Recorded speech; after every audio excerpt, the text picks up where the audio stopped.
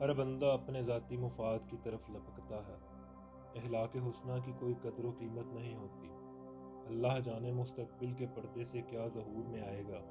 یہ دنیا آخر ختم ہونے کو ہے۔ کسی کو تنگ نہ کرو، مسلمان کے خلاف تلوار نہ اٹھاؤ، معمولی سے اختلاف کی بنا پر بہت بڑے فتنے کا سامان فراہم نہ کرو۔ اگر کوئی مسلمان بھائی زیادتی بھی کرے تو اس سے نرمی کا برتاؤ کرو۔ گفتگو میں کبھی ایسا پہلو اختیار نہ کرو جو دوسرے کے لیے ذہنی کوفت کا باعث بنتا ہو۔ زبان کو دل کے آئینے کی حیثیت حاصل ہے۔ اس سے جو کچھ نکلتا ہے وہ انسان کے اندرونی جذبات کا اظہار ہوتا ہے۔ اس لیے ہر معاملے میں زبان کو نہایت احتیاط سے استعمال کرو۔ اس دور میں نیکی کرنا آسان نہیں۔ نہ حکمرانوں میں خوف خدا باقی رہا ہے اور نہ عام لوگوں میں۔ یہ دنیا اخلاص کی دولت سے محروم ہو چکی ہے۔ تقویٰ دلوں سے نکل گیا ہے۔ رزق کا تعلق تو ہمارے آپس کے لینے دینے سے ہی ہے۔ کوئی چیز کسی کو دی جائے تو اسے قبول کر لینی چاہیے۔ اگر لینے والا صاحب ثروت ہے تو اپنے ضرورت مند بھائی کو دے۔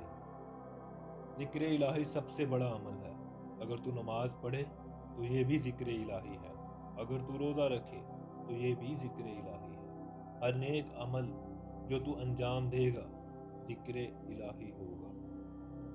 کھانے کے دوران ذکر الہی سے پہلو تہی اختیار کیا کرو۔ کھانے کے دوران الحمدللہ کہنا خاموش رہنے سے کہیں زیادہ بہتر ہے۔ جس نے اپنے کسی بھائی کو پردے میں نصیحت کی اس نے اسے زینت اور عزت بخشی، اور جس نے سریعام نصیحت کرتے ہوئے تنقید کا نشانہ بنایا تو اس نے اسے ذلیل کیا۔ دنیا انسان کے دل پر ہاروت و ماروت سے بھی زیادہ جادو کا اثر کرتی ہے، اور جب بھی دنیا انسان پر اثر انداز ہوتی ہے تو اسے ذلیل و خوار کر دیتی ہے۔ قلبی کسادت دور کرنے کے لیے قبرستان جایا کرو اور مردوں کی دنیا کا مشاہدہ کرو۔ جو رزق کسی ذریعے سے اللہ انسان کو عطا کرتا ہے اسے کبھی بھی پھر رد نہیں کرتا۔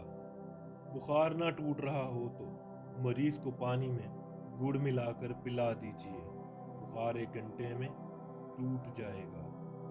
وہ کیسا آدمی ہے جو زبان سے اقرار کرتا ہے کہ اللہ سے محبت رکھتا ہے لیکن اللہ کی کوئی بات ماننے کو تیار نہیں، یعنی اللہ کو تو ایک مانتا ہے لیکن اللہ کی ایک نہیں مانتا۔ تمام عبادتوں سے افضل اور دل و ضمیر کے لیے باعث تسلی مجالس ذکر کے علاوہ اور کوئی مجلس نہیں۔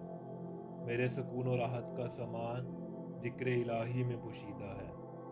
چھوٹی عمر میں حکمت کو سیکھنے کی کوشش کرو، بڑی عمر کے ہو کر اسے لوگوں تک پھیلانے کے لیے سفر کرو۔ جو بندہ بولے گا وہی سب کچھ پائے گا، جو چپ رہے گا وہ پیچھے رہ جائے گا۔